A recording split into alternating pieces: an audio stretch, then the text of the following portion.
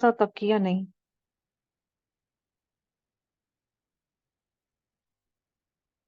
चलिए स्टार्ट करते हैं। अब हम बढ़ेंगे आगे। ठीक है, हमने काफी कुछ कवर किया है। जैसे कि आपने यहाँ पे एक्सेप्शन देखा, जिसमें स्पेस सक्सेशन की मैंने आपसे बात कही, जिसमें मैंने आपको एक्सेप्शन बताया कि दिस इज द एक्सेप्शन, जिसमें हम लोग 10 एक्सेप्शंस पढ़ने वाले हैं। फिर प्रॉपर्टी को लेकर हमारी काफी सारी डिस्कशन हुई थी।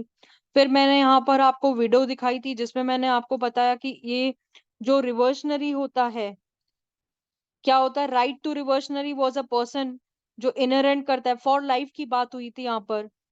फिर यहाँ पर मैंने आपको बोला कि जो भी पर्सन रिवर्सनेस होता है वो एंजॉय करता है और उसके बाद उसकी राइट ट्रांसफर हो जाती है। आगे देखते हैं सर्वेंट की बात। मैंने सर्वेंट की बात भी बताई थी। चेंज ऑफ लेगेसी के बारे में आपको बोला था मैंने कि एक्सपेक्टेशन रखना कि कोई सर्टेन प्रॉपर्टी अंडर विल। फिर उसके बाद हमारी पॉसिबिलिटी थी कि जो सैलरी है, जिसको लेकर एक फ्यूचर मेंटेनेंस का हमारा ख्याली बुलाव बनता है कि भाई हम लोगों को, हम 50,000 60,000 रुपया कमाएंगे, लेकिन इससे पहले मर गए तो तुम्हारे 60,000 रुपया कहाँ से आने वाला है? We never know. उसके बाद में हम आगे बढ़ते हैं, यहाँ से हम स्टार्ट करेंगे री एंट्री। जैसे गोविंदा की री एंट्री होती है ना, तो वैसे ही यहाँ पे ट्रांसफर ऑफ प्रॉपर्टी का री एंट्री टॉपिक जो है, it is very very easy, because it is a second exception जो आपको मियर राइट ऑफ री एंट्री के बारे में बताता है। ब्रीच ऑफ कंडीशन, कोई भी आप कौन सी भी कंडीशन को ब्रीच करेंगे तो वो राइट ट्रांसफर होगा ही नहीं। जहां पर सिर्फ री एंट्री की बात की गई है।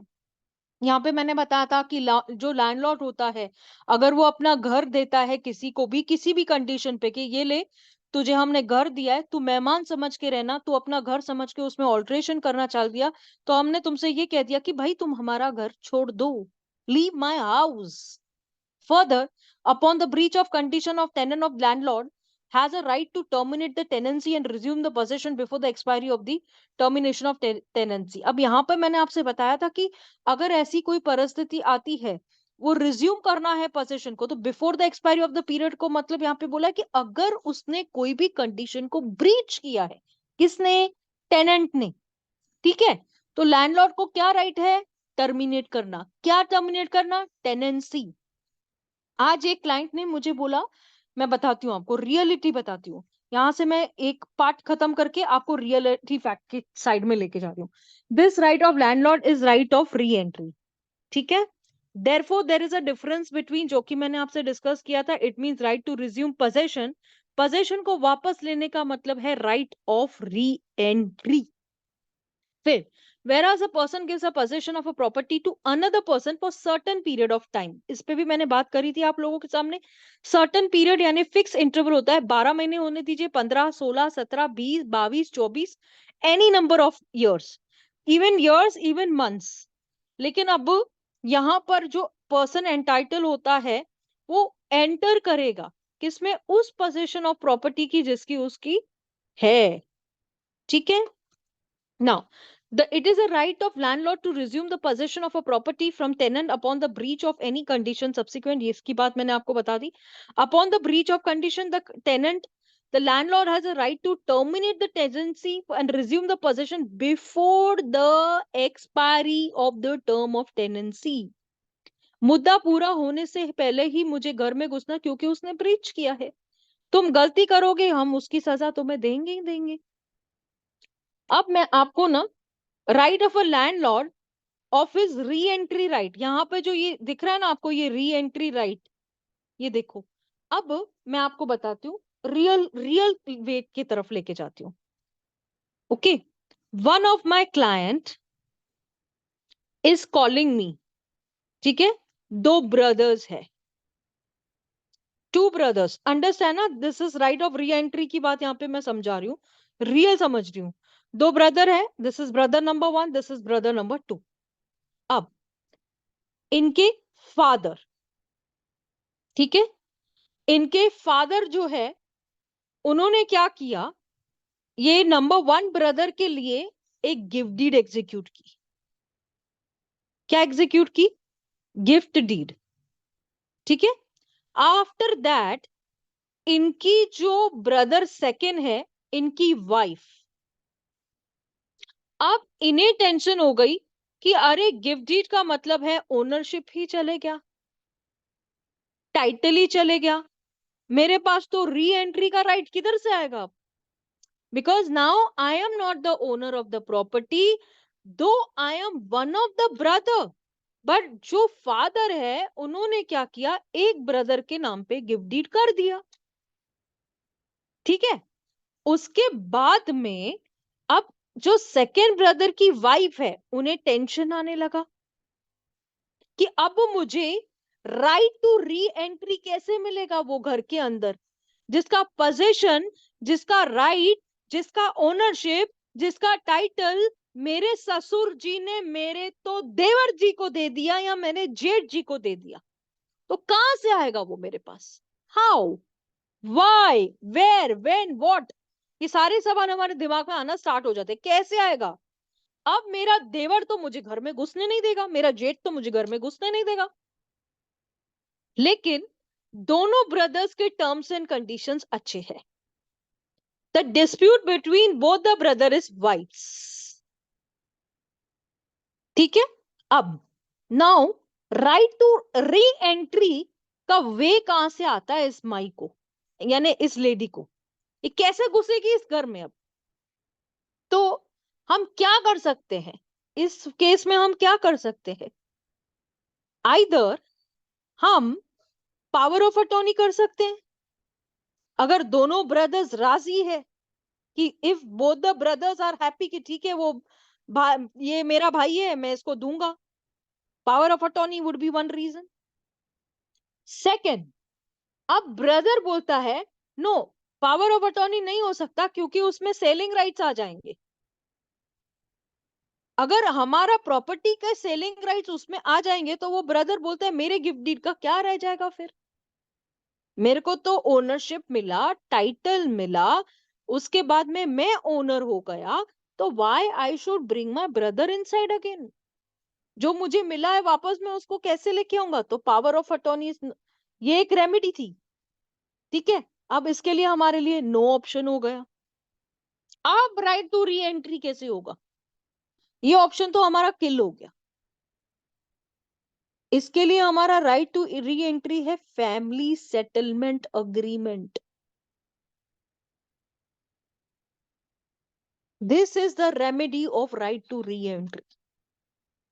When the dispute is between the family, landlord tenancy, memorandum of understanding भी तो करा सकते हैं ना? मेमोरेंडम ऑफ अंडरस्टैंडिंग को लेकर हम लोग प्रॉपर्टी कैसे ट्रांसफर करेंगे इन लेटर? मेमोरेंडम के लिए कंसिडरेशन चाहिए ना, कुछ तो दिखाना चाहिए मेमोरेंडम में। What part of the memorandum property? में मैम गिफ्ट नहीं होता।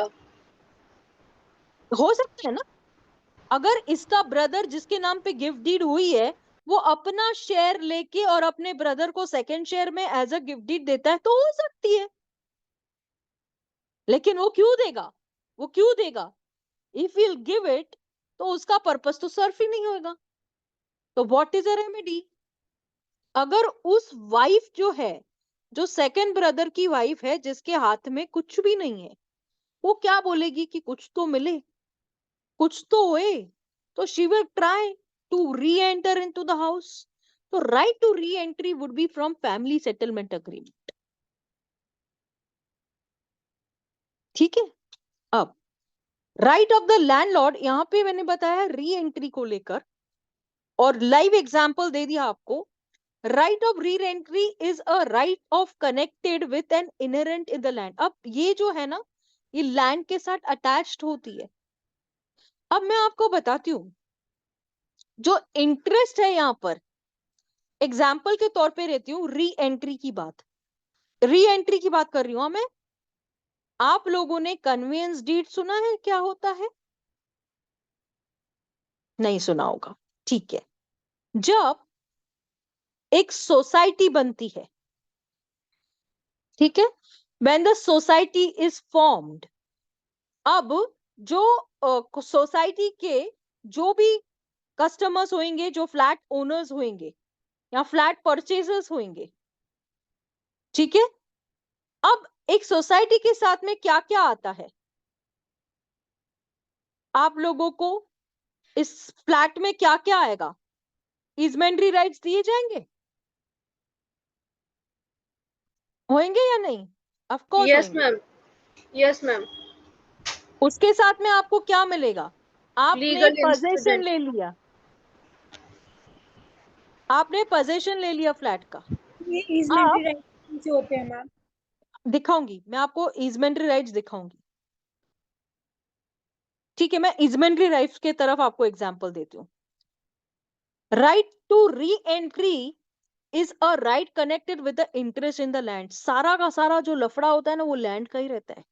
Every dispute the property is equals to land. जो भी डिस्प्यूट रेज होता है, मोस्टली क्या 100%, आप जो सिविल केसेस होते हैं ना, हम लोग क्या ट्राई करते हैं, स्पेसिफिक परफॉर्मेंस ऑफ कॉन्ट्रैक्ट, है ना। This is the major agenda कि हम स्पेसिफिक परफॉर्मेंस लगा लेते हैं। इसमें क्या होता है, हमारे डैमेजेस वगैरह सब निकल के आ जाते हैं। हाँ, तो कोर्ट फी बड़ी होती, लेकिन हमारा काम निकलता है, ठीक है। तो जो भी लफड़ा होता है वो लैंड रिलेटेड होता है। Property is equals to land. Right of re entry का जो इंटरेस्ट है, अब मेरा लैंड है, मेरी जमीन है जिसपे मुझे घर बनाना है, तो मेरा इंटरेस्ट किस में है, उस लैंड में है, उस घर में है, उस सपनों में है जो मैं सजा के बैठी हुई हूं। तो all the fight recurs is land.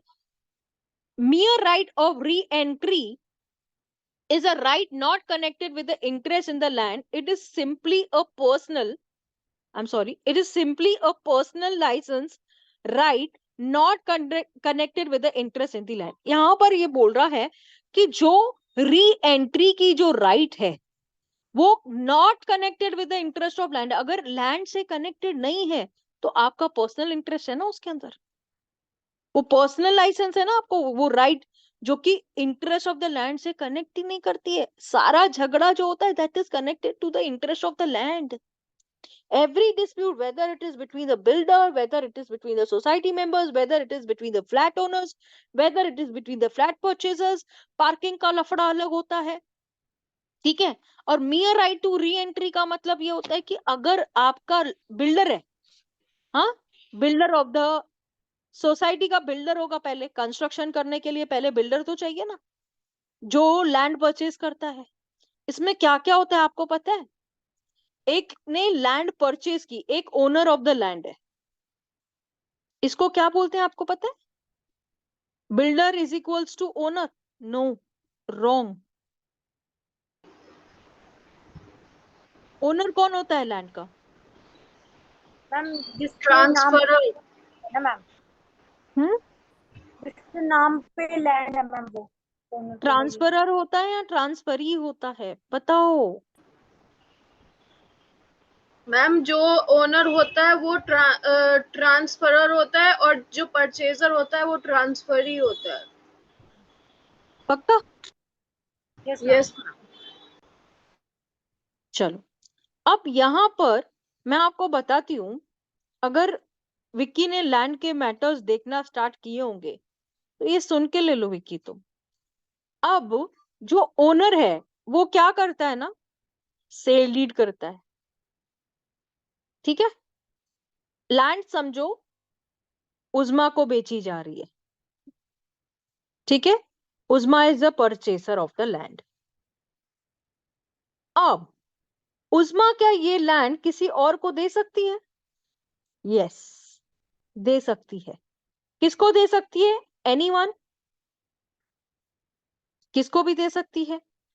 जब ये लैंड किसी को भी दिया जा सकता है, एनीवन, तो यहां पर ये कौन से राइट्स देगी?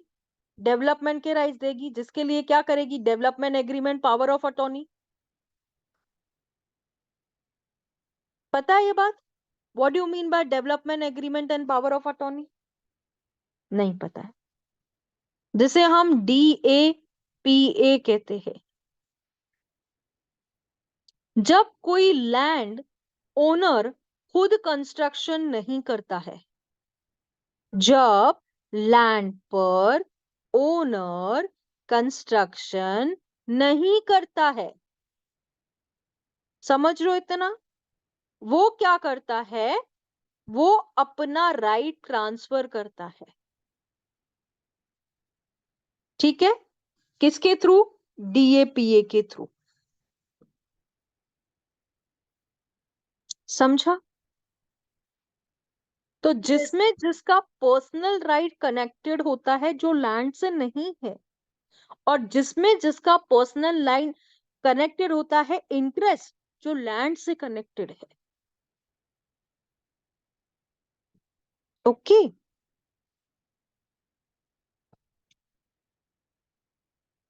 बाउंसर नहीं जा रहा है ना? मैम नो मैम, ओनर जो लीगल इंसिडेंट होते हैं वो भी ट्रांसफर होते हैं। हाँ, लीगल इंसिडेंट्स भी ट्रांसफर होते हैं, करेक्ट। मैम जो फिर ये पर्सनल, हाँ, personal licence is not transferable but right of re entry with interest in land is transferable together with that interest। अब ये जो पर्सनल लाइसेंस की बात की जा रही है जो ट्रांसफरेबल नहीं है, अब मेरे पास सेल डीड है, द प्रॉपर्टी की सेल डीड है, ठीक है? मैं ओनर हूं, मैं ओनर हूं, ठीक है? मैंने उस्मा को दिए था डीएपीए के लिए, तू लैंड पे कंस्ट्रक्शन कर, ठीक है? उसको लेकर उस्मा ने मुझे कंसीडरेशन अमाउंट दिया। कंसिडरेशन का मतलब क्या होता है? What do you all mean by consideration? It is an amount of money। Even exchange of, ठीक है? पैसा दिया गया है मुझे, ठीक है? सेल डीड की गई, ओनर मैं, उसके बाद में development agreement power of attorney की बात हो रही है, जिसको लेकर मैंने उस्मा को दिया, उस्मा ने मुझे क्या दिया? कंसिडरेशन अमाउंट दिया। ठीक है? अब मेरा इंटरेस्ट किस में है? लैंड में है, कंस्ट्रक्शन में है। और उस्मा का इंटरेस्ट किस में है?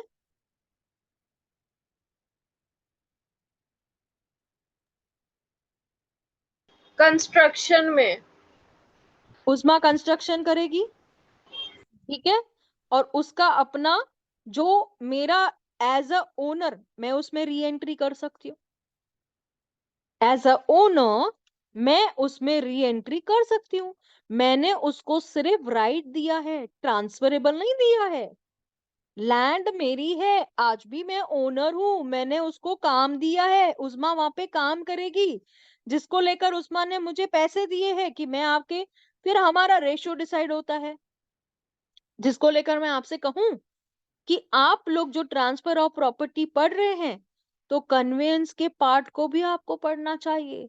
How to draft sale deed, how to draft, जो भी हमारे कन्वेंस पार्ट में आता है, डीएपीए को कैसे आपको ड्राफ्ट करना है, यू ऑल शुड नो, आना चाहिए। ये जो आप ऊपर ऊपर का पढ़ते हो ना, और डिटेल डेप्थ में मालूम ही नहीं रहता है कि बस ये इतना ही जो बताया बस उतना ही आता है, उतना नहीं करना चाहिए। Always you should go in a detail depth to understand. अब देखो यहाँ पर, Usma lets out her house to Lavanya for 5 years। ठीक है? ये घर आपको दिख रहा है, subject to a condition that Lavanya should not sublet to any other person, यानी लावण्या विक्की को सबलेट नहीं कर सकती यस मैम, कि यार विक्की भी तो हमारा फ्रेंड है ना, क्या हुआ हमने उसको घर दे दिया, तो एक एक इमोशंस में आके, है ना, एक ब्रदर सिस्टर रिलेशन के नाते कर देते, उसमें क्या है। तो उस्मा ने अगर लावण्या को 5 साल के लिए घर दिया है तो उससे पहले ही कहा था दूसरे किसी को लेने का नहीं है, तुमको सबलेट नहीं करना है। विक्की को लेके आके तू बोलेगी कि क्या हुआ मेरा भाई है, तो not allowed. This is a condition impose by Usma on you, ये कंडीशन इम्पोज की गई थी। फिर लावण्या ने क्या किया? वायलेशन किया उस बात का। क्या किया? सबलेट कर दिया, और उसने एक्सप्रेस किया प्रोहिबिशन। उस्मा ने उसको बोला था कि अगर तूने ऐसा किया है तो मैं तेरी टेनेंसी को टर्मिनेट कर दूंगी। मैम और अपनी री एंट्री कर लेगी। और उस्मा क्या करेगी, अपनी री एंट्री कर लेगी। Yes ma'am. ये है right to re entry. Ma'am जैसे कोई एग्रीमेंट बना है 5 साल का, तो 5 साल से पहले ओनर री एंट्री नहीं कर सकता क्या? अगर वायलेशन किया तो कर सकता है, इसमें लॉक इन पीरियड होता है। नहीं, वायलेशन नहीं किया फिर भी उसके लिए आप 1 मंथ का नोटिस देते हो। अगर ओनर ओके। को एंट्री करना है, री एंट्री करना है, तो उसको 1 मंथ का नोटिस देना है। लावण्या को टाइम देना होना कि भाई तू मेरा घर छोड़। यहाँ पर ओके वायलेशन और मैम ब्रीच ऑफ, यानी एग्रीमेंट के बाद भी? इसमें 5 साल का पूरा खर्चा वर्चा रेंट वेंट सब दे रखा है, और 5 साल तक कोई वॉल्यूशन वगैरह कुछ ऐसी कंडीशंस नहीं है मैम।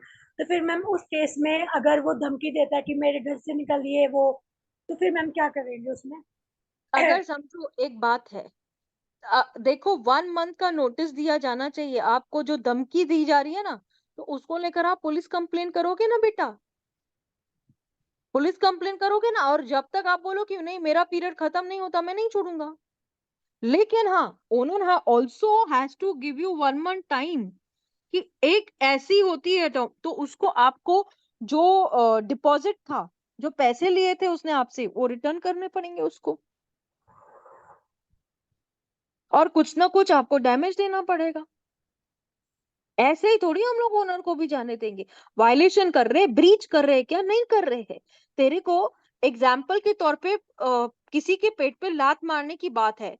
लावण्या जो थी यहाँ पर समझो 10,000 रुपया रेंट देती थी, लेकिन यहाँ पर विक्की को उस्मा मिल गई जो बोलती है मैं तेरे को 20,000 रुपया रेंट देती हूँ। अब विक्की ने लालच में आके लावण्या से बोला तू निकल मेरे घर से बाहर। तो यहाँ पर उस्मा का रोल नहीं है, उस्मा तो अभी तक एंट्री नहीं मारी है। लेकिन विक्की की री एंट्री को लेकर लावण्या को अगर घर से निकालना है, तो विक्की के पास किधर ना किधर वो चीज होनी चाहिए कि उसने कुछ वायलेशन किया है, कुछ ब्रीच किया है, या सब्जेक्ट टू ये होता है कि 1 मंथ का नोटिस दिया जाता है सामने वाले को, और उससे कहा जाता है कि घर को खाली करो। ठीक है, जिसमें आप अपनी जो टेनेंसी को है, अगर आपको सामने वाले को टर्मिनेट कराना है, तो 1 मंथ नोटिस, आपके सारे एग्रीमेंट्स जो बनते हैं, वेदर इट इज लीवर licence agreement, whether it is lease deed, उस सारे के सारे इसमें लिखा हुआ रहता है कि on what condition the Lavanya has to leave the house.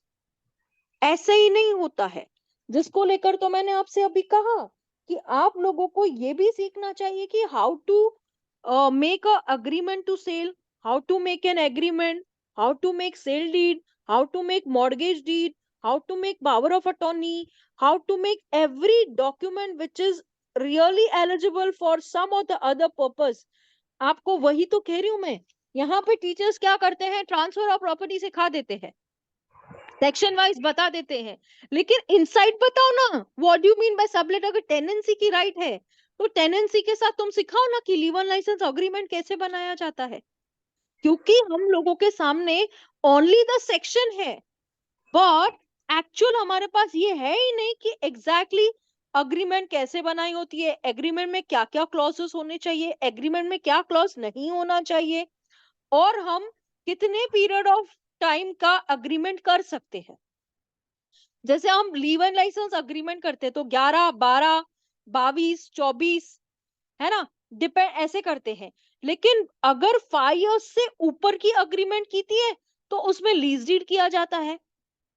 अगर आपको 5 इयर्स के ऊपर की कोई भी अग्रीमेंट करते हैं, तो उसमें लीवर लाइसेंस अग्रीमेंट नहीं होता, उसमें लीज डीड किया जाता है।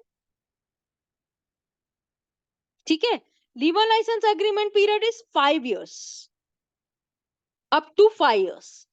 5 इयर्स से एक भी मंथ अबाउ जाता है तो आपको लीज डीड करना पड़ता है, आपको लीज डीड करना पड़ता है। तो ये जो पॉइंट है ना, टर्मिनेशन, टेनेंसी, प्रोहिबिशन, वायलेशन, ये सब बातें यहाँ पे कनेक्ट होती है। क्यों? आपको मालूम ही नहीं है लीगल लाइसेंस अग्रीमेंट क्या है, उसके टर्म्स क्या होते हैं, उसके कंडीशंस क्या होते हैं, उसमें कौन से क्लॉजेस को इंक्लूड किया जाता है, कौन से नॉन क्लॉजेस होते हैं। और लीज डीड और लीवन लाइसेंस अग्रीमेंट में क्या डिफरेंस है? This is all included in this what I am telling you right now, जो मैं आपको बता रही हूँ। अब मैं आपको ये दरवाजा दिखा रही हूँ ना, तो ये दरवाजा आपको ईजमेंट्री के लिए दिखा रही हूँ कि आपको ये दरवाजे से आपकी अगली अगली मोड़ तैयार होगी, which is an easementary right. Everybody is getting, समझ रहे हैं आप सब? Yes ma'am. अब easementary right, easementary right is exercise, अगर मैं कहूं कि दिस इज अ, देखो, easement without a dominant heritage, अब ये वर्ड है ना dominant heritage, cannot be transferred. easement is a right to exist for the benefit enjoyment और right। अभी मैं आपको ना यहाँ पे एग्जांपल्स भी दूंगी। आपने घर दिया, आप बोलेंगे क्या, रुक मैं ये दरवाजा निकाल के जाता हूँ, इसमें तो इतना सारा अच्छा काम किया है, तो बेचारा क्या वो बिना दरवाजे के रहेगा क्या? फिर आपने सोचा कि अरे ये जो बटन्स है ना वो भी सब निकाल के जाता हूं मैं, अरे ये फैन जो है ना वो भी निकाल के जाता हूँ, लाइट है ना वो भी निकाल के जाता हूँ, और यहाँ से रास्ता भी ब्लॉक करके जाता हूँ कि सामने वाला साला किधर भी नहीं जाना चाहिए। अरे हेलो तुम मैम, घर बेच रहे हो। हाँ, गुड इवनिंग मैम। गुड मेरा एक इवनिंग। टेनेंट था अभी जिस वो ऐसे ही करके गया, सारा निकाल के गया। हाँ ऐसे वही तो मैं बता रही थी कि ऐसे बेशरम लोग भी होते हैं कि आप देखेंगे आप ही की चीजों को उखाड़ फुखाड़ के निकाल के चले गए हैं, फिर हम लोग क्लेम करते बैठते हैं कि हमारे घर से फैन चले गया, लाइट चली गई, ट्यूबलाइट चली गई। तो जब हम घर देते हैं, when you give your house on a rent, तो विद ईजमेंट राइट्स आप देते हो, जिसमें हवा पानी सब आता है। अब मैं आपको बता दूं कि ईजमेंट्री का डॉक्यूमेंट बनता है, do you all know? Easementary right का डॉक्यूमेंट भी बनता है, ऑफ कोर्स बनता है। अगर आप बेनिफिशियली उस पार्ट को एंजॉय कर रहे हो, तो कल को अगर ये तो चलो उनका सोनिया जी का घर था, है ना, जिससे वो उखाड़ उखाड़ के गया, क्या फैन गया, टेबल ले गया होगा, कुछ ना कुछ चलो उठा के ले गया, समझते हैं हम लोग बात। लेकिन इफ इट इज लैंड बेटा, लैंड है, तो big way is right two way. Land के साथ में राइट टू वे आता है, क्यों? अरे जो रास्ते से हम लोग जा रहे हैं, अब मुझे एक बिल्डर ने कहा मैम हम हमारा जो लैंड है उसमें आप यहाँ पे देखो, ये खेत है, दिख रहा है आप लोगों को, आप देख रहे होंगे। अब ये जो राइट टू वे है यहाँ पे, ठीक है, अब यहाँ साइड भी आप ग्रास ग्रास ग्रास ग्रास देख रहे हो, ठीक है, ये पूरा लैंड जो है यहाँ पे होएगा कंस्ट्रक्शन का काम, ठीक है। अब ये ए लैंड है और ये बी लैंड है, ठीक है। अब इन दोनों को रास्ता चाहिए, ठीक है, जिसके लिए हम डीपी देखते हैं।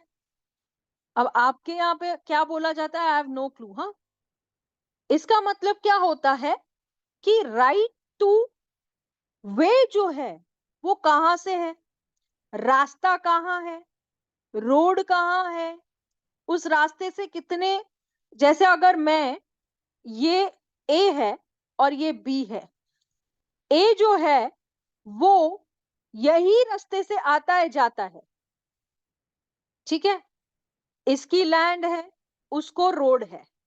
बी जो है उसको लैंड है लेकिन रोड नहीं है, और बी एक्सेस मांगता है इससे कि मेरे लोगों को भी तेरे रोड से जाने दे, ठीक है। एक्सेस का मतलब क्या होता है कि तू मुझे भी जाने दे, और परमिशन। क्योंकि मेरे पास रोड नहीं है। हाँ, परमिशन। हाँ परमिशन, ठीक है। इसको लेकर अगर ए को बेनिफिट प्रॉफिट चाहिए तो ए बी के साथ क्या करेगा, ईजमेंट्री का डॉक्यूमेंट करेगा, ईजमेंट्री राइट का डॉक्यूमेंट करेगा। और ये बेटा जो ईजमेंट्री राइट का डॉक्यूमेंट होगा, जिसके अगेंस्ट ए बी से क्या लेगा, क्या लेगा,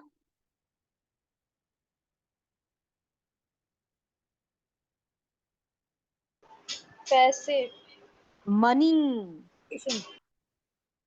है ना? क्योंकि मैं अगर मेरा रोड देती हूँ तेरे को, राइट टू एक्सेस दे रही हूँ, तो मैं आपको बता रही थी, एक बिल्डर ने मुझे कहा कि मैम ये रोड हमारा है, और जो गांव वाले हैं ना, वो ये रोड यूज करते हैं हम लोगों का। अब क्या होता है ना, बचपन से हमने देखा है, वही रोड से आ रहे हैं, जा रहे हैं। तो बिल्डर ने क्या बोला कि मैम आप इसमें क्या कर सकते हैं, ये रोड तो हमारा है, गांव का ये हिस्से में उनको रोड ही नहीं है, बचपन से ये रोड से जाते हैं। पर अब बिल्डर ने कहा कि ये रोड तो अब हमारा है, क्योंकि हमारे इजमेंट में आ रहा है ये। तो मैंने बिल्डर को कहा, तू एक काम कर, एक बड़ा सा नोटिस बना, वहां जहां तेरी प्रॉपर्टी है एज अ बैनर करके लगा दे, ये एक्सेस करेंगे हम पुलिस कंप्लेन करेंगे। समझा? तो ये इजमेंट्री राइट, यहाँ पे हम बोल रहे हैं कि दरवाजे के साथ में देंगे, मटेरियल के साथ में देंगे, हवा पानी साथ में देंगे, पर सबसे बड़ा गैम्बल गेम होता है राइट टू वे, जो एक लैंड, जो एक प्लॉट में होना जरूरी है। जिसके पास नहीं है वो सामने से मांगता है, और अगर वो मांगने के बाद भी समझो उसको बी को नहीं मिलता है, ए अग्री नहीं करता है, एग्जाम्पल के तौर पे लेते हैं, ए अग्री नहीं करता, बोलता है नहीं आई कैन नॉट गिव, नहीं है पॉसिबल मुझे देने के लिए, I am sorry I can not give you, ये अग्री नहीं करता, तो बी क्या करेगा? बी के पास तो लैंड होके भी भिखारी हो गया ना वो। बी के पास लैंड होने के बाद भी, उसके पास जमीन होने के बाद भी, वो उसके पास वो टुकड़े में ही एंजॉय कर सकता है। तो ये इजमेंट्री के, जब एक प्लॉट होता है ना, प्लॉट बड़ा सा प्लॉट, इन 1 एकड़ समझते हैं, चलो 1 एकड़, ठीक है, इज इक्वल्स टू 40 गुंटास। तो जब प्लॉटिंग होती है, मैं आपको बता दूं कि एक बड़ा सा प्लॉट होता है, सर्वे नंबर तो सेम ही होगा, उसमें प्लॉटिंग होती है। मैम कुंठा मीन्स कट्ठा। हाँ हाँ हाँ, ठीक है। इसमें एक ए का है, बी का है, सी का है, डी का है, ई का है, एफ का है, जी का है, ऐसे ऐसे करके प्लॉटिंग करके बेचते हैं, ठीक है। अब ये जो बिल्डर है, इसने क्या किया, एक पावर ऑफ अटॉर्नी किया, ठीक है, किसी एक पर्सन को उसने ये लैंड दे दी, बोला कि ठीक है तू ये लैंड ले और तू बेच, जिसमें उसको सेल के पावर्स दिए, ठीक है। अब ये उसने प्लॉटिंग कर करके बेचा। इस बेवकूफ को मालूम ही नहीं था कि राइट टू वे भी तो चाहिए ना, हर प्लॉट पे रास्ता देना पड़ेगा ना, ये बेवकूफ को मालूम ही नहीं था। ओनर, जो बिल्डर है यहाँ पे, वो बोलता है कि इस येड़े तेरी गलती है ना। अब बिल्डर ने जो जिसको दिया था उसको बोला, भाई अगर तेरे को जिन जिन को प्लॉट से राइट टू वे चाहिए, वो मेरे साथ ईजमेंट्री अग्रीमेंट करो, ठीक है, और उसके लिए मुझे आप क्या दो, कंसिडरेशन अमाउंट दे दो, फिर हम आपको रास्ता देंगे। ये जो रास्ते आप देख रहे हो ना, ये रास्तों का ही झगड़ा होता है प्लॉट के अंदर। बहुत कुछ झगड़ा जो होता है ना लैंड पे, यही होता है। अब आपने सेल डीड की है लैंड पे, लेकिन आपके पास पोजीशन नहीं है, फिर झगड़ा है। To get the right is not easy on the land. तो इजमेंट्री राइट्स का हम एक ही मतलब समझते हैं कि दरवाजे खिड़कियां सब लगा के देना, पर जब लैंड की बारी आती है तो कहाँ गए दरवाजे, कहाँ गए खिड़कियां? ये तो राइट टू रास्ते की बात हो गई, राइट टू वे की बात हो गई, ये तो रोड की बात हो गई। हाँ सोनिया मैम, आप कुछ कहना चाह रहे हो? हाँ, yes ma'am.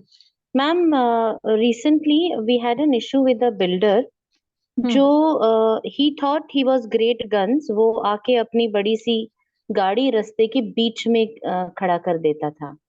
So at that point of time we had a senior citizen who was a critical medical condition person, जिनको एनी टाइम एम्बुलेंस बुला के जाने की जरूरत पड़ती थी। वो कहता था आई डोंट केयर। तो महज एक बार लोकल पुलिस स्टेशन को अर्जी गई, लोकल पुलिस स्टेशन ने कुछ किया नहीं। Second time we went to CP, Krishnan थे, यू नो ना मैम। यस हाँ, यस, ही वाज अ तो वेरी जब उनके पास उनकी वाइफ पहुंची तो उन्होंने, वो गाड़ी में ही बैठ रहे थे, ही आई हैव टू गो, लेकिन उन्होंने क्या किया, अपनी सेक्रेटरी को कहा कि आप एक बंदा भेजो इमीडिएटली, उसकी गाड़ी हटाओ और उसको 1 टाइम फाइनल वार्निंग दे के आ जाओ कि यहाँ गाड़ी खड़ी नहीं रहनी चाहिए, क्योंकि अगर वो खड़ा करना चाहता है तो मुझे वो राइट दिखाओ कि लोगों की जान जाए लेकिन तुम्हारा वो राइट रहे। So after that he did not park that vehicle in path of that person. तो एक एम्बुलेंस जाने की जगह मैंडेटरी होती है। हाँ, for that it is है ना ma'am? compulsory. Yes. Yes, yes, yes. तो मैं जस्ट शेयर करना चाहती थी क्योंकि आप राइट का वे बोल रहे थे। हाँ, right to way, yes. Easementary right में बता रही थी इनको। जी। Restricted interest in a property and interest in a property restricted in its enjoyment to the ownership personally cannot be transferred. जहां पर ऐसा कोई इंटरेस्ट है जिसपे रिस्ट्रिक्शन है उस प्रॉपर्टी के ऊपर, तो वो जो इंटरेस्ट है वो restriction of enjoyment owner specially जो पर्सनली एंजॉय कर रहा है उसको ट्रांसफर नहीं किया जा सकता। अब देखो यहां पर, आप यहाँ पे मेरा एक फोटो देख पा रहे हो, है ना, मैं कुछ सिखा रही हूँ आपको, है ना, देख तो पा ही रहे होगे। अब यहाँ Yes, पे ma'am. मैं रेस्ट्रिक्शन दिखा रही हूँ आपको, कुछ ऐसा दिखा रही हूँ। तो यहाँ पर मुझे बोला गया था एक्सीलेंट वेरी इंफॉर्मेटिव लेक्चर, मैंने सीआरपीसी पे लेक्चर दिया था, आपको ही मैं पढ़ा रही थी ये, तो काफी अप्रिसिएशन मिला था। तो मैं अगर एज अ टीचर आपको कुछ सिखा रही हूँ, ठीक है, मेरी वे ऑफ टीचिंग, मैं ये कहूंगी कि उज़मा भी मेरे जैसे पढ़ा लेगी यार, ऐसा नहीं है, मैंने ऐसे नहीं कहा है बिल्कुल भी, पर जो मेरे पास एक कहीं ना कहीं क्वालिफिकेशन है कि मैं आप लोगों को चीजों को बहुत अच्छी तरह से एक्सप्लेन कर रही हूँ या मैं बता रही हूँ। जैसे अभी सोनिया मैम ने क्या कहा कि मैम वो राइट टू वे को लेकर एम्बुलेंस का एक मियर राइट जो है ना वो मैंडेटरी हो गया है, वो आप उस जगह से राइट टू वे अलाउ नहीं करो, लेकिन एम्बुलेंस को आप वैसे भी आपको पता ही है कि हम जब रोड से भी चलते हैं तो एम्बुलेंस को हमको पहले जाने दिया जाता है, हम लोग लेफ्ट ही लेना पड़ता है। तो वो एक बात है। तो जैसे अब मैं आपको एक बात सिखाती हूँ, कोशिश करती हूँ कि आप लोगों को सेक्शन होने दीजिए, प्रोविजन होने दीजिए, एक सिंपल वे से मैं आपको सिखा सकूं। वाई, बहुत सारे, मैं ऐसे नहीं बोल रही हूँ किसी के ऊपर एलिगेशन नहीं लगा रही हूँ, मैं कुछ नहीं ऐसे कोशिश कर रही हूँ बोलने के लिए। Every teacher has its own talent of teaching, correct ना? तो जैसे एक टीचर का राइट टू टीच है, उसका बेनिफिशियल इंटरेस्ट है, but the right is given to her only due to her personal qualification. अब मैं अगर उस चीज की क्वालिफिकेशन नहीं रखती होंगी, मैं एलएलबी एलएलएम नहीं होती, तो आप मेरे से वो पढ़ते क्या? शायद नहीं पढ़ते। मैंने काफी सारे स्टूडेंट्स को तक देख लिया है एक यूट्यूब चैनल ऑन करके, they take out any of the topic and they start teaching. मैंने बहुत ऑब्जर्व किया ये बात, क्योंकि मैं वीडियोस अपलोड करती हूँ तो मेरा ध्यान जाता है उस चीजों पर। तो मैंने एक बात नोटिस करी है कि जैसे अब उस्मा ने क्या कहा कि मैम ये वाले टीचर्स जो है ये अच्छा पढ़ाते हैं, तो जब हम अच्छा पढ़ाने की कोशिश करते हैं तो भी मेरे पास आ रहे हो आप, नहीं तो नहीं आते, है ना, मैं ट्राई करती हूँ। आप एज अ उज़मा जो है, दो she is my right hand, उसके टीचिंग स्किल्स जो है हो सकता है मुझसे भी अच्छे हों, मैंने उसको कभी मेरे क्लास में पढ़ाते हुए तो नहीं देखा है। तो जो मेरा बेनिफिशियल इंटरेस्ट है, क्योंकि मेरे पास वो पर्सनल क्वालिफिकेशन है, क्या आप उसको ट्रांसफर कर सकते हैं? बिल्कुल नहीं कर सकते। मेरा स्किल, मेरी क्वालिफिकेशन, मेरा व्यू जो है, एक पॉइंट पे आप मुझे बताओ कि एक, आपने बहुत क्लासेस देखे लेकिन एक बच्चों की जैसे कोई सिखाता है क्या? नहीं भाई, आप इस वर्ड को देखो, इसे मीनिंग समझो, इसका ये मतलब निकलता है। तो मैं ऐसे नहीं कह रही हूं, लेकिन जस्ट टू एक्सप्लेन कि जो एक टीचर पढ़ाता है उसका अपना एक बेनिफिशियल इंटरेस्ट होता है, उसकी पर्सनल क्वालिफिकेशन होती है जिसको हम ट्रांसफर नहीं कर सकते हैं। समझा? एग्जाम्पल समझा? Yes ma'am. अब आते हैं नेक्स्ट पे। नेक्स्ट है राइट टू फ्यूचर मेंटेनेंस। ठीक है ना, आपको क्लियर हुआ ना वो बात? विथ एग्जाम्पल क्लियर हुआ ना? मैंने इसीलिए अपना फोटो भी यस मैम। दिखाया कि यस मैं मैम। आपको पढ़ाती हूँ, याद रखना, एग्जाम्पल मैम। है ना। Now right to future maintenance. अब ये जो फ्यूचर मेंटेनेंस और फ्यूचर अलाउंसेस की बात की जाती है, ये पर्सनल राइट होता है, रेस्ट्रिक्टेड इंटरेस्ट होते हैं, ये ट्रांसफर नहीं किया जा सकता, इट्स नॉन ट्रांसफरेबल। जजेस की ओपिनियंस इसके ऊपर बहुत डिफर किया था। कौन सा फ्यूचर मेंटेनेंस? देखो, अगर गुजरात हाई कोर्ट एक बोलती है, बॉम्बे हाई कोर्ट दूसरी चीज पे दूसरा बात करती है, तो उन लोगों के बीच में भी कॉन्फ्लिक्ट्स होते हैं, क्योंकि हम किस जजमेंट पे चले भाई? हमारा क्या है? हम, एक बात मैं आपको लॉ पॉइंट के हिसाब से समझाती हूँ। आप जो भी केसेस को लेकर कोर्ट में जाते हो ना, यानी आप एक आर्ग्यूमेंट करने जाते हो, तो आपका केस आपके स्टेट को मैच करता है ना, तो आपका ऑर्डर 100% फेवर में हो जाएगा। ऐसा नहीं कह रही हूं मैं, हाँ, इट इज जस्ट बोल रही हूं कि आप गुजरात की भी दिखा लो, मैं ऐसे नहीं कह रही हूं। लेकिन जजेस उस बात में ना थोड़ा सा ये होते हैं कि बॉम्बे हाई कोर्ट है, अब महाराष्ट्र वालों की बात कर रही हूँ, तो वहां पे कैरेड हो जाते हैं। और केरला की है, थोड़ा सा ऐसे होते, केरला जजमेंट है, और यही हमने वहां पे दिखा दी, केरला वालों ने केरला की जजमेंट दिखा दी, तो वो इम्प्रेस हो जाते हैं। तो that is just what I am trying to say, इसकी कोई भी पर पर्सन, मैम लीगली सबकी वैल्यू तो एक ही यस है यस ना? यस यस यस यस एक ही लीगली। है, लेकिन मैम स्टेट की वेरी करती है, जिस स्टेट में उस स्टेट की वेरी करती है हाँ ज्यादा। हाँ तो ज्यादा वैल्यूएबल, लाइक एक तरीके से। हाँ हाँ, तो इसीलिए तो मैं बोल रही हूँ ये बात, क्योंकि इसी चीजों पे तो जुडिशियल कॉन्फ्लिक्ट हुआ था। जो बात अब हम डिस्कस कर रहे हैं, सेक्शन 6 के डबल डी को अमेंडमेंट से उतारा गया 1929 में। क्यों? यहाँ पर इन लोगों को तभी जुडिशियल, एक दूसरे के साथ में कॉन्फ्लिक्ट हो गया, झगड़े हो गए, खुन्नस आ गई, अरे ये क्या बोल रहा है, इसको क्या मालूम फ्यूचर मेंटेनेंस होता क्या है। दो स्टेट्स ऑफ जजेस आपस में लड़ाई करने लगे, अरे तुझे क्या आता है, अरे मुझे क्या आता है। ठीक है, यहां पर आप देखेंगे कलकत्ता हाईकोर्ट और मद्रास हाईकोर्ट को लेकर, ठीक है, इन दोनों की ओपिनियन अभी देखो कैसे डिफर करती है on the contrary of the point of maintenance, which is a future maintenance की बात की जा रही है।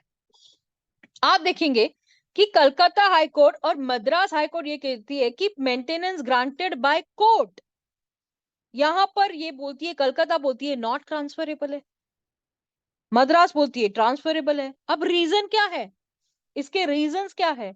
मद्रास बोलती है ये एक सिक्योर्ड राइट है, कलकत्ता बोलती है ये एक पर्सनल राइट है। तो दोनों के बीच में सेम ही बात पे लफड़ा झगड़ा, देखो क्या हो रहा है।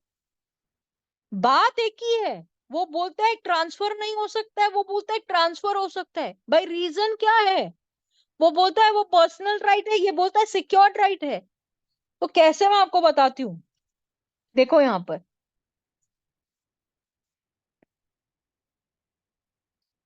वेदर ग्रांटेड, अगर कोर्ट इसको ग्रांट करती है, तो बाय कोर्ट अगर होता है, तो वो एक पर्सनल कॉन्ट्रैक्ट को लेकर जो बात की जा रही है कि फ्यूचर मेंटेनेंस जो है वो नॉट ट्रांसफरेबल है। कोई भी उसको लेकर डिक्री पास हुई है, कोई भी कोर्ट ने उसके ऊपर डिक्री पास की है, कोई भी, तो यहां पर वो कंक्लूड हो गया कि वो एक पर्सनल एग्रीमेंट है, एक पर्सनल कॉन्ट्रैक्ट है, जो कि नॉन ट्रांसफरेबल है। तो future maintenance is non transferable. Even एक डिक्री पास होने दीजिए, अब जो है वाइफ है बेचारी, हमारी वाइफ है, उसको मेंटेनेंस मिला है तो वाइफ को ही मिलेगा ना, वो ट्रांसफरेबल थोड़ी है। भले कौन सी भी डिग्री पास होने दो, कौन सा भी कोर्स करने दो यार, वो ट्रांसफरेबल नहीं है कि आज से मेरे को मिलता था मेरी बेटी को दे देना। अरे क्या पागल बनती है क्या? तो यहाँ पर ये लोगों के बीच में कॉन्फ्लिक्ट हुआ था, झगड़े हुए थे। ये बोल रहा था मैं सही है, ये बोल रहा था मैं सही है। तो सॉरी, मियर राइट। अब ये आगे चलते हैं हम लोग। आई होप यहां तक कोई प्रॉब्लम नहीं है। No ma'am. श्योर ना? Yes ma'am. अब देखो आगे बोलते हैं mere right for certain sum of money. अब ये भाई साहब पुपड़ी बजा रहा है, पैसा पैसा पैसा पैसा। यहां पर ये ट्रांसफरेबल है, मियर राइट टू सू जो हम बोल रहे हैं, और क्लेम अनसर्टन सम ऑफ, जो भी पैसों की बात की जा रही है यहां पर उस्मा, अनसर्टन बोला जा रहा है सम ऑफ मनी। अगर जो पर्सन है राइट टू सू करना, यानी तेरे को वो केस करने की अथॉरिटी है कि तू अगर सामने वाले से पैसा लेना चाहती है तो you go to the court and sue him. तुम कोर्ट जाओ और उससे ये भाई साहब पुपड़ी बजा के पैसा लेके आओ। You yourself has to go. दो ट्रांसफर ऑफ प्रॉपर्टी के अंदर पावर ऑफ अटॉर्नी भी आ जाती है, अथॉरिटी लेटर भी दिया जा सकता है, बट यहां पर this is not transferable, this is not transferable. Ma'am basically इसमें ये है कि सिर्फ सू करके भाग जाओ, ऐसा नहीं कर सकते। ऐसा नहीं कर सकते। सिर्फ तुमने सू किया और तुम बोलो भाई चलो भागो, ऐसा हम नहीं कर सकते। तो इसलिए तो बोला क्योंकि ये नॉन ट्रांसफरेबल है, क्योंकि इसमें क्या होता है, अनसर्टिनिटी अराइज होती है। इन केस ऑफ अनलिक्विड, अभी जैसे हमने टॉर्ट कॉन्ट्रैक्ट एक्ट में देखेंगे हम लोग ये सारी चीजें, टॉर्ट में भी पढ़ी है आपने, कॉन्ट्रैक्ट एक्ट में भी पढ़ी है, जहां पर अनसर्टिनिटी वर्ड आ जाता है और डैमेजेस को लेकर आता है, तो तुमको खुद ही जाना पड़ेगा ना। आपने कर दिया और छोड़ के भाग गए, नॉट वो सही है क्या? कोर्ट आपको अलाउ ही नहीं करेगी ये बात। जो चीजें नॉन ट्रांसफरेबल है वो नॉन ट्रांसफरेबल है।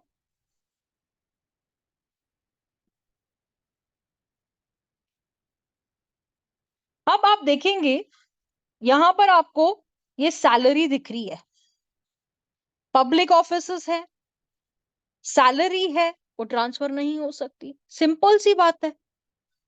आपके नाम पे सैलरी आती है, आप किसी को देते हो अलग बात है, आपके नाम पे तो आएगी, डायरेक्टली ट्रांसफर हो जाएगी क्या? Not possible.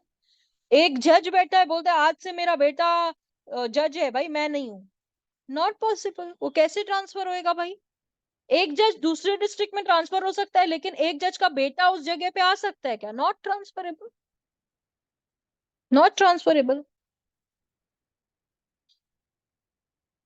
अब देखो यहां पर स्टाइफन, जो मिलिट्री वाले लोग हैं, जो नेवी वाले लोग हैं, जो आर्मी वाले लोग हैं, जिन्हें पॉलिटिकल पेंशन मिलती है, नॉट ट्रांसफरेबल है। सिंपल सीधी बात है। ये देखो पैसा पैसा पैसा, इट्स ऑल अबाउट मनी।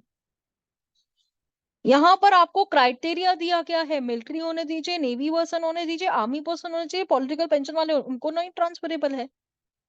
अब आगे देखेंगे आप, transfer, where transfer is oppose to nature of interest. यहाँ पे नेचर ऑफ इंटरेस्ट जो बोला गया है, where transfer is for unlawful.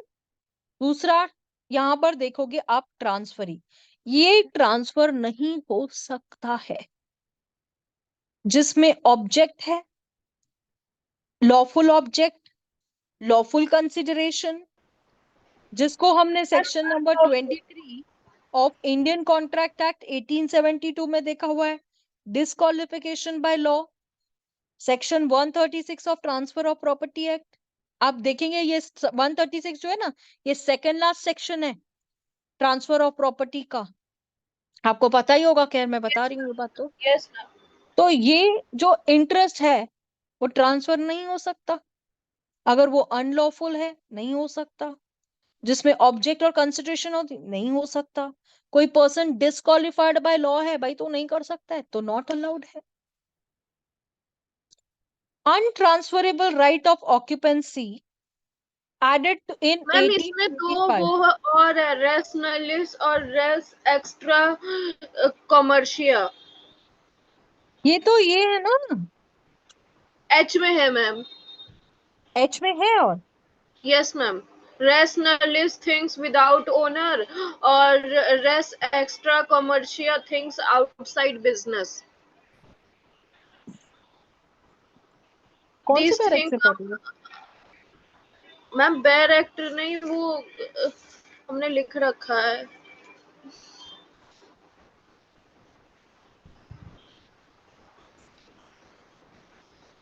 H में? यस मैम, रेस नलिस और रेस एक्स्ट्रा कमर्शियल।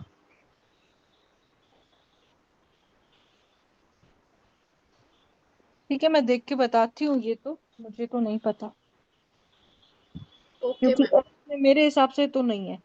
आप बोल रही हो तो let me check. Untransferable right of occupancy, इसको ऐड किया गया था 1885 में, क्योंकि काफी सारे जनों को डाउट था regarding the non transferability of occupancy right in agricultural land. जहां पर आपको पता है एग्रीकल्चरल लैंड, अब हमारे महाराष्ट्र के अंदर अगर मैं इस एग्रीकल्चर लैंड को एक इस इससे थोड़ा हटके बताऊं क्या, ये आपको पता है एनए ऑर्डर लेना पड़ता है इसको लेकर,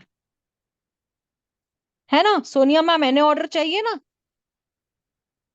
मैम Yes, क्या ma'am ma'am. H Yes. H में मैम इलीगल ट्रांसफर है। एच में इलीगल ट्रांसफर है? जी मैम। हाँ, आप इसको देखेंगे तो वही बात है, nature of interest, unlawful object, consideration, Indian Contract act and person disqualified by the law for transferee, बस उतना ही है। मैम पर्सन ये डीडी कब ऐड हुआ? Double D? Transfer. Double D को इन्होंने ऐड किया था, मैंने आपको बताया, आपका ध्यान क्यों नहीं गया? ये देखो, मैंने यहाँ पे लिखा भी है। नहीं नहीं, उसको देखने दो, बोलो 1829। मत बोलो मत, उसको देखने दो। कहाँ लिखा है मैंने? 1929। फिर मैंने लिखा नहीं, लिखना भूल गई मैं। 1929। ऐसे मैं आगे ही नहीं जाऊंगी, ठीक है? सोनिया मैम, एनए ऑर्डर का किससे दिया जाता है? कौन देता है आपको एनए ऑर्डर?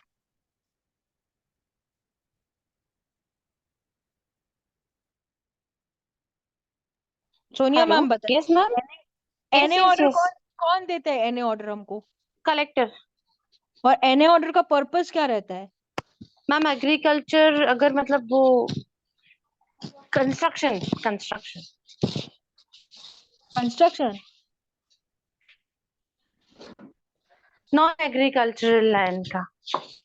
हाँ, एनए ऑर्डर मतलब अगर समझो वहां पे एग्रीकल्चरल लैंड है जहां पर हम कंस्ट्रक्शन कर सकते हैं कि नहीं कर सकते, बिल्डिंग बना सकते हैं कि नहीं बना सकते, उसको लेकर आपका कलेक्टर का ऑर्डर चाहिए रहता है।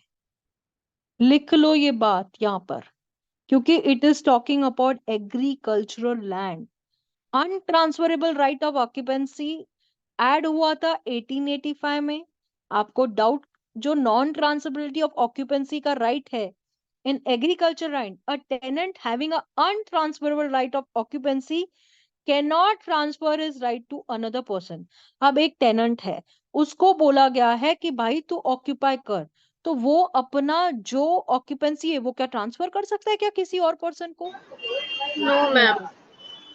आपको घर दिया है ना, तो रहो, उसका ये मत बनाओ, ठीक है? क्लियर हुआ अब? Ah I will see again, but as per me it is this only, पर फिर भी आप बोल रहे हो तो आई विल चेक, तो मेरे पास तो नहीं है ये,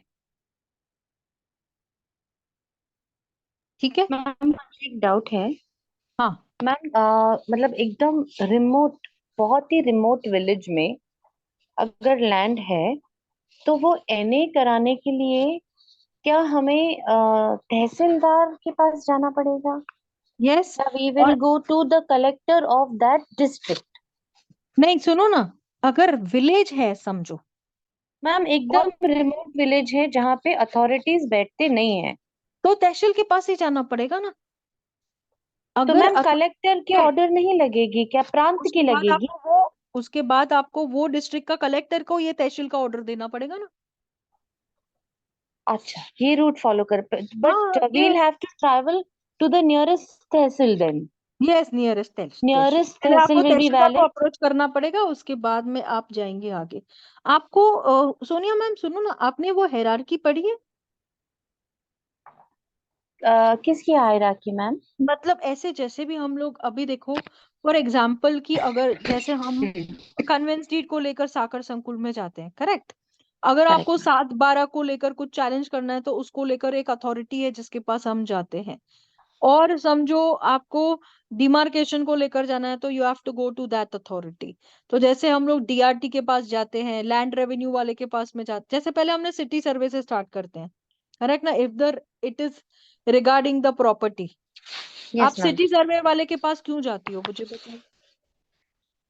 मैम उनके पास city survey, every plot of land की इंफॉर्मेशन होती है।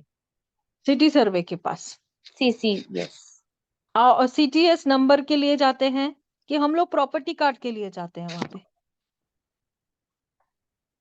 क्या प्रॉपर्टी कार्ड आपको टाइटल देता है?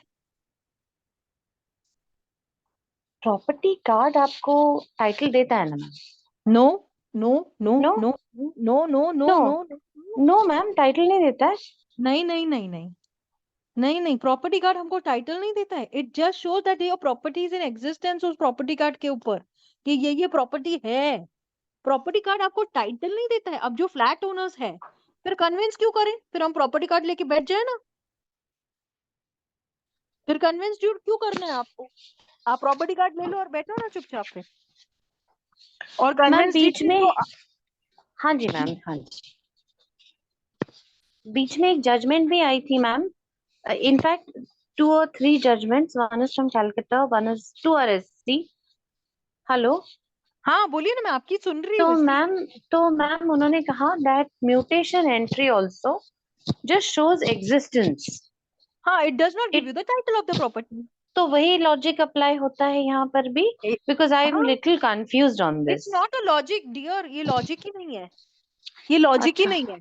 मैं आपको सीधा सीधा बता रही हूँ कि property card does not give you the title of the property. Okay. और अगर ऐसा है तो every purchaser of the flat property card लेके बैठ जावे ना। Why to go and conveyance deed then? उसको कन्विंस डीड की जरूरत ही क्या है? कन्विंस में जो सोसाइटी रहती है वो हमारा एफएसआई भी खा जाती है, जो हमारा एरिया ऑफ द लैंड जो रिमेन्ड है वो भी खा जाती है। वो भी खा जाती है। और उसके बाद में कॉर्नर कटिंग तो हर जगह होती है। और जुडिशियल जो है, सेमी जुडिशियल ऑफिसर्स जो यहाँ पे बैठे हुए हैं, उनके पास हाँ, अगर कन्वेंस डीड को लेकर आती है सोसाइटी तो उन्हें कन्विंस करके ही देना है। What will be the point of rejection? Can conveyance deed get rejected? क्या कन्वेंस यस, डीड को रिजेक्ट किया जा सकता हाँ है? हो सकता है मैम। कैसे? कन्वेंस डीड रिजेक्ट हो सकते हैं अगर ऑन उसमें व्हाट ग्राउंड? कुछ ऐसा। हाँ जी मैम। किस किस बेसिस पे? If it does not conform entirely to legality, वो आपको रिजेक्ट करके बोल सकते हैं कि you go correct it and come back. बिल्कुल नहीं, बिल्कुल नहीं। मैं नहीं। आपको बताती हूँ रिजेक्शन के पॉइंट्स क्या है। हाँ, अगर सोसाइटी के पास कंप्लीशन नहीं है, रिजेक्ट हो जाएगी। करेक्ट। ठीक है। अगर सोसाइटी के पास कोई रेजोल्यूशन पास नहीं हुआ है हाँ, रिगार्डिंग द कन्वेंस, नहीं होगी।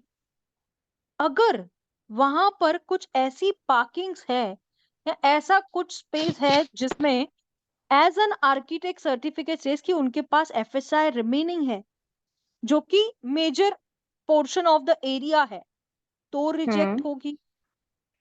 दूसरी बात, अगर हमने एक अग्रीमेंट जब किया था सोसाइटी के साथ में तब हमने ये बता दिया था सोसाइटी को कि हम फर्दर कंस्ट्रक्शन करेंगे अगर हमें एफएसआई बाद में बढ़ के मिलती है।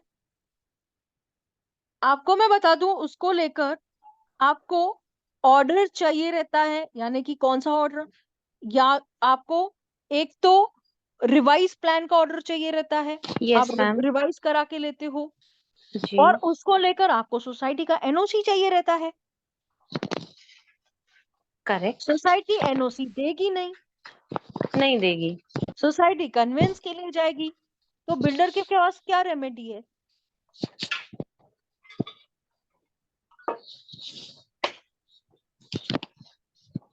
चलो मैं ही बता देती हूँ। सोसाइटी कुछ भी करे, हमारे पास सूट फॉर स्पेसिफिक परफॉर्मेंस है ना करने के लिए। Agreement would be the ground, agreement के बेसिस पे मैं स्पेसिफिक परफॉर्मेंस करने चाहूंगी, या सोसाइटी से अगर मुझे मेंटेनेंस लेना है मैं स्पेसिफिक परफॉर्मेंस करूंगी जाके। और अगर मैं स्पेसिफिक परफॉर्मेंस में जाती हूँ तो ऑल्टरनेटली जो सेमी जुडिशियल ऑफिसर है उसको वो स्टे करना है till decision of the higher authority, that is civil court.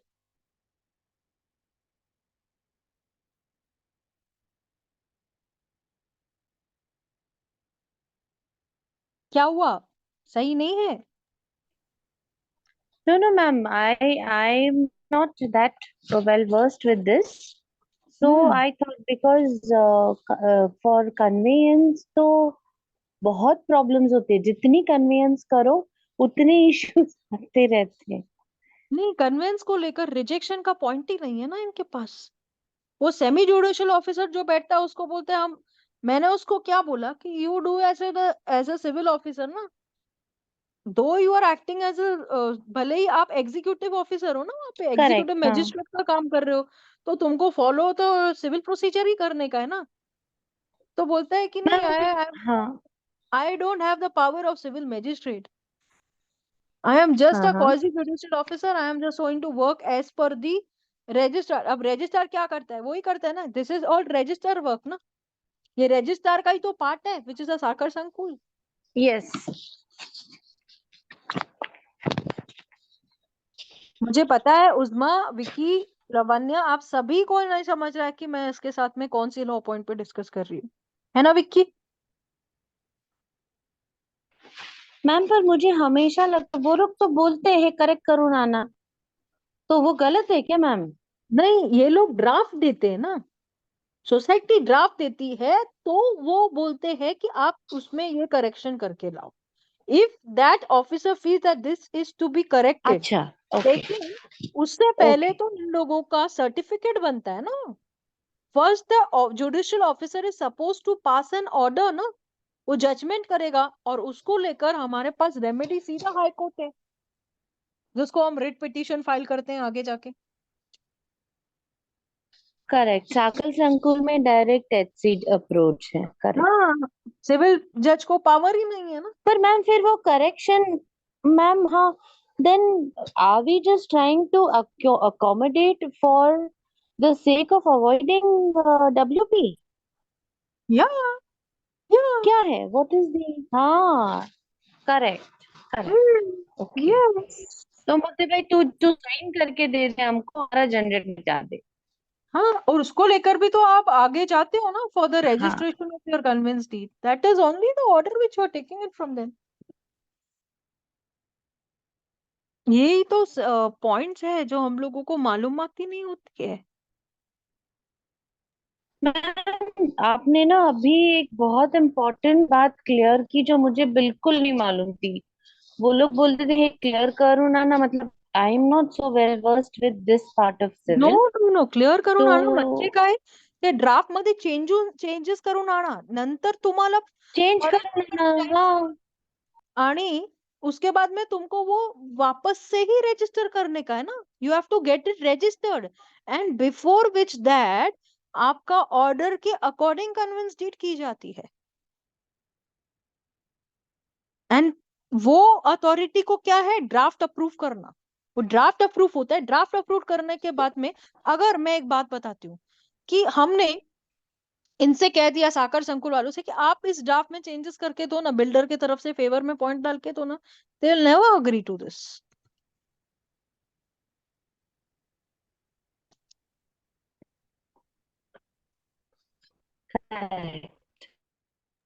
क्योंकि they are suppose to only act on behalf of the society. उनको यही मालूम है कि मेरे को सोसाइटी की तरफ से कन्विंस डीड आया, मेरे को बस वो कन्विंस डीड को अलाउ करने का है। Rest I am not suppose to go into the litigation, I am not going to work as a civil जज। मेरा काम क्या है, मैं सेमी जुडिशियल ऑफिसर हूँ, मेरे को उतना ही काम है, मैं उतना ही करके बस यस और नो करूंगा। And the draft supported by the society, अगर तुमको ऐसे बोलते चेंज करके लाने के लिए तो उसको ड्राफ्ट में चेंज करके लाओगे, वो ड्राफ्ट अप्रूव होएगा। उस ड्राफ्ट के बाद भी ऐसे होता है कि ऑर्डर होने के बाद सोसाइटी 10-10 साल आती ही नहीं है वो ड्राफ्ट लेने के लिए। हाँ, by the time the system and stamp duty everything is changed, Yes, and for the conveyance you and have then to pay they the stamp don't want duty. to pay it also. हाँ, वो क्या करने का, stamp बाद में duty भी नहीं भरने का, उधर भी नहीं जाने का, इधर अपने आप को पावर रिजर्व में रखने का। भाई ऑर्डर तो है ना, आगे कुछ प्रॉब्लम नहीं होगी। मैम सेम ऐसा ही जैसे आपने अब भी एक्सप्लेन किया है, आइडेंटिकल सिचुएशन में सॉल्सबरी पार्क के अंदर उन्होंने सिर्फ प्रोसेस करके छोड़ दिया। लॉयर ने कहा जाओ मत, आपके पास पैसे नहीं है, मत जाओ, जब आएगा तब पैसे देखेंगे। आएंगे तब नाउ देखेंगे। पूरा, हाँ, हम्म, अब रीडेवलपमेंट के लिए प्रॉब्लम आ रहा है क्योंकि बिल्डिंग गिर रही है। तो अभी उनके पास कन्विंस ही नहीं होएगा, बोलेंगे जाओ कन्विंस करके आओ कुछ पहले। नहीं है मैम, कुछ नहीं हाँ। है, अब किसका कन्विंस करेंगे, बिल्डर तो मर गया। वाह वाह वाह वाह, गया ना। तो अब रीडेवलपमेंट में प्रॉब्लम आएगी, क्योंकि जब रीडेवलपमेंट का डॉक्यूमेंट हम वापस करते हैं तो बिल्डर उसमें ये करता है ना, और ईच फ्लैट होल्डर जो भी रहेगा उसको वो एग्रीमेंट करनी है ना हमारे साथ में। मैम कैंप के अंदर ना एक प्लॉट है जहाँ पे एक बहुत फेमस बिल्डिंग खड़ी है।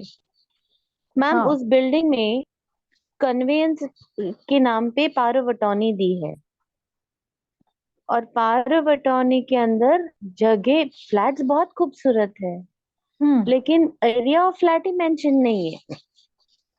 Very good. ये बात तो कन्विंस के लिए बहुत अच्छी बात है।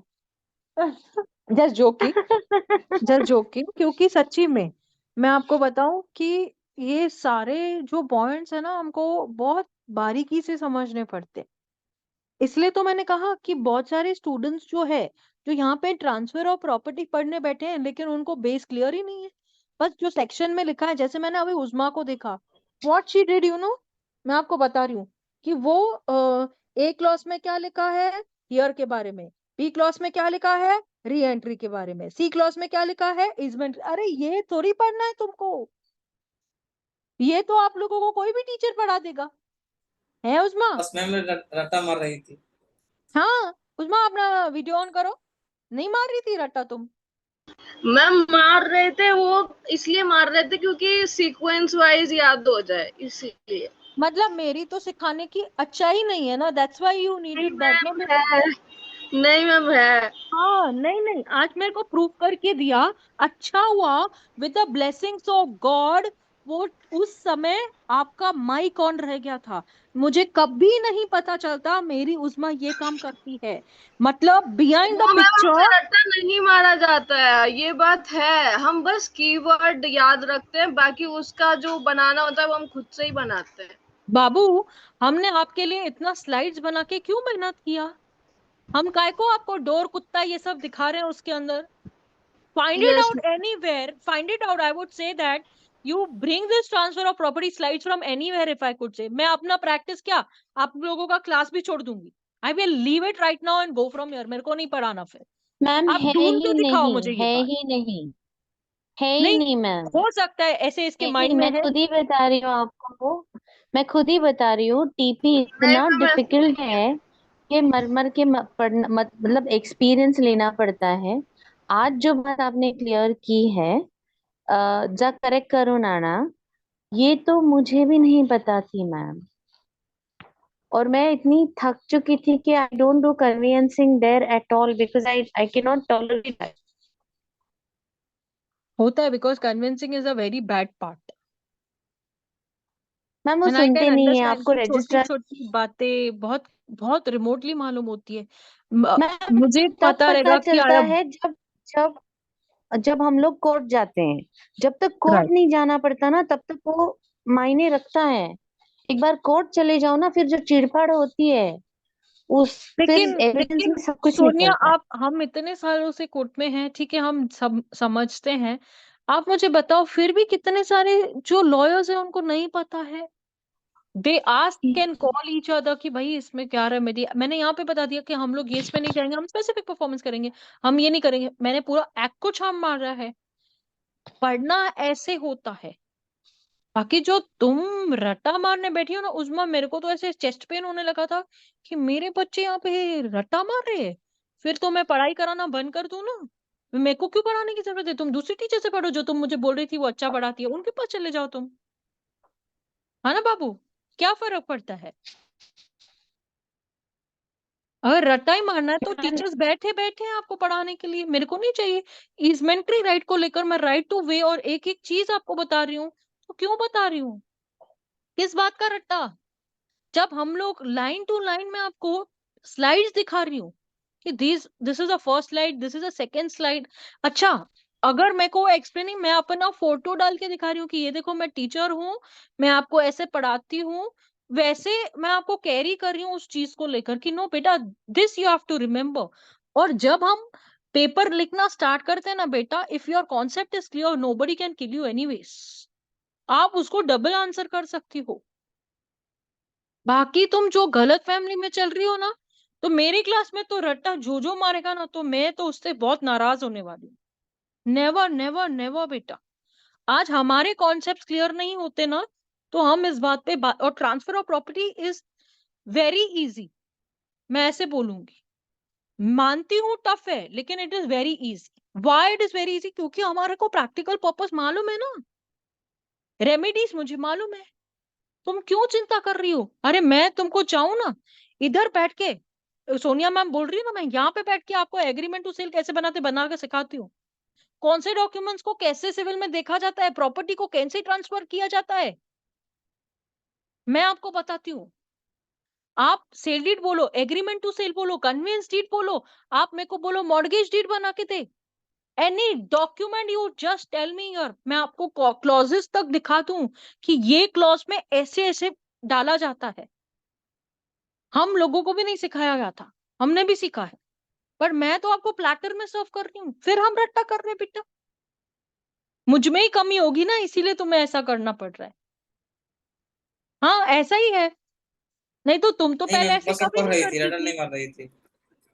नहीं नहीं बेटा, मैंने उसको 2 से 3 बार बोलते हुए सुना, ऐसा नहीं था, मैं तब तक मैम नहीं बोलती। मैम वो जो है ना, हम थोड़ा सा स्पेक्टिकल है इसको लेके जुडिशरी पॉइंट ऑफ व्यू से, क्योंकि हर जगह सब यही बोल रहे हैं कि अगर सीक्वेंस वाइज नहीं किया तो फिर उसके बाद दिक्कत आ जाएगी। तो आपको सीक्वेंस वाइज ही पढ़ाया ना मैंने। यस मैम, वो मैम थोड़ा सा डर जाते हैं ना हम। क्यों डरते हो? क्यों डरते हो? अरे तुम शेरनी हो, तुम भूल गई हो क्या? हम जुडिशरी मैम क्या है ये? एक मिनट मैं बताती हूँ, ये जुडिशियल ऑफिसर और ये जजेस है कौन? They are also person, no? Just sitting in yes high court and a supreme court, they think they are master blaster or what? No, we make them master blaster, हम बनाते हैं उनको। हमारे केसेस होते हैं जो स्टैंड करते हैं, उसके बाद में वो लोग जजमेंट देते हैं उन चीजों के ऊपर। बट एक चीज को बेसफुली समझना आसान नहीं है बेटा, और हमने बेस क्लियर करके यहाँ तक आए हैं, तो नॉट पॉसिबल। आप बोल रहे हो ना बाय चांस, मैं आपको बताती हूँ। एज अ जज if I am checking your paper, आपने एक पॉइंट ऊपर लिखा, दूसरा पॉइंट नीचे लिखा, पर वहां से मुझे ये पता चलेगा कि आपका कॉन्सेप्ट क्लियर है कि नहीं है। जो हाईकोर्ट जजेस होते हैं ना, वो देखते हैं कि मैडम को लॉ के बारे में मालूम क्या है। नॉट एबीसीडी चेक करेंगे वो लोग। इट योला into a wrong mess. Point देखेंगे कि जो 10 एक्सेप्शंस है वो 10 एक्सेप्शंस है क्या नहीं, ट्रूली स्पीकिंग। बट आप अगर 10 एक्सेप्शंस को अपने वर्ड्स में लिखती हो और लॉ को एकदम ये करती हो ना, तो you will get better marks. जो आप लोग है ना द ई वो उसमें हो गया, तो आपको लगता है वहां पे half of the mark is incorrected. I have seen the papers, मैंने पेपर्स देखे हैं जिसमें एक लेडी ने अपने पेपर्स को शो किया था, जिसमें उसने वो पूरा गलत लिखा था, इस वजह से उसको रॉन्ग दिया गया था। If you know the case law then only right, if you know the year then only right. ये देखते हैं जजेस कि आप कौन सा केस लॉ लिख रहे हो, ईयर आपका सही है कि नहीं है, वहां पर उनका मेजर कंसंट्रेशन होता है, मानती हूं मैं ये बात। पर नॉट लाइक दिस उस्मा, आप 10 एक्सेप्शंस लिखो, ऊपर नीचे लिखो, ऐसा नहीं है। जो आपको सिखा रहे हैं ना जुडिशियल ऑफिसर्स में, उनको बोलो you are a judicial officer, show me your paper and they get the papers. हाँ, मैं आपको बोलती हूँ, राइट टू इन्फॉर्म इसके थ्रू वो लोग पेपर्स मंगवाते हैं। वो लोग पेपर्स मंगवा के भी अपने पूरे पेपर्स को चेक कर सकते हैं कि हमने कहाँ कहाँ मिस्टेक की है, कहाँ कहाँ गलत हुआ है। वहां पे मैंने देखा है इनकरेक्ट होते हुए। और प्लस में जो ग्रामर होती है, जजेस का मेन कमांड होता है ग्रामर। आपकी ग्रामर अच्छी है ना, आपको पॉइंट्स मिलेंगे। Don't worry, don't get confined एक योरसेल्फ। जो है, जैसे इसमें सेक्शन नंबर 7 है, इसमें लिखा है पर्सन कॉम्पिटेंट टू ट्रांसफर।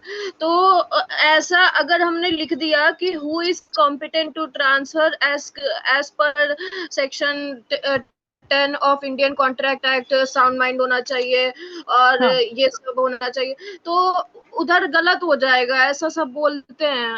हाँ, सुनो ना, आप वैसा नहीं लिख सकते हो। जो आप अभी बोल रही हो ना, वो वैसा नहीं लिख सकती हो कि तुम सेक्शन 10 को इंडियन कॉन्ट्रैक्ट एक्ट को घुसा के उसमें बता दो कि भाई सेक्शन नंबर 7 ये है। पर्सन कॉम्पिटेंट टू ट्रांसफर, यहां पर देखो, to enable a person to transfer of property he must satisfy the following conditions. इसके ऊपर तुम जितना चाहे लिख सकती हो। कैसे? He must be competent to transfer, he must yes have ma'am, the title of the property और ऑथराइज। ये आपके बुक बैरेक में नहीं है, ये मैं जो यहाँ यस पे पता नहीं, it's not in your barrack. Authorized to yes transfer if it is not in his own property. If you can exaggerate, इसमें जितना चाहे तुम लिख सकती हो, लेकिन तुम उस कॉन्ट्रैक्ट एक्ट को इसमें घुसा के लिखोगी। अब इसमें देखो, आप ट्रांसफर क्या क्या इंक्लूड करता है, सेल के लिए लिख सकती हो, मॉर्गेज के लिए आप लिख सकती हो, फिर उसके बाद में आप लीज के लिए लिख सकती हो, गिफ्ट यस के लिए मैम। लिख सकती हो, एक्सचेंज के लिए लिख सकती हो। लिखो ना इसके अंदर। बाकी तुम वो सब चीजों को पोस्टमार्टम नहीं करो कि यहाँ पर आप इंडियन कॉन्ट्रैक्ट एक्ट को लेकर 1872 को लेकर कॉम्पिटेंट पर्सन क्या होता है, कॉम्पिटेंट ट्रांसफर क्या होता है, उसको लेकर नहीं छापा मार सकती। ये कंडीशंस को लेकर ट्रांसफर क्या इंक्लूड करता है, उसमें क्या क्या आता है, आप सेल को लेकर पॉइंट्स बनाओ, मॉर्गेज को लेकर बनाओ, लीज को लेकर बनाओ, एक्सचेंज को लेकर बनाओ, गिफ्ट को लेकर बनाओ, नो प्रॉब्लम। इसके ऊपर एक केस लॉ लिखो, इसके ऊपर कंक्लूजन लिखो, इसके ऊपर की पॉइंट्स लिखो, नो प्रॉब्लम।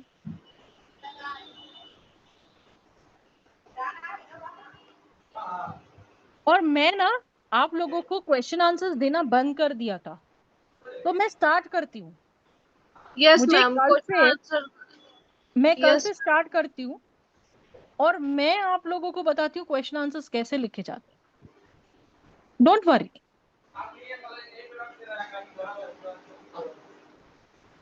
ठीक है, चलो यस, एंड करते हैं क्लास को। Thank you ma'am. मैम हाँ सोनिया मैम। मैम ये जो है, अब इसमें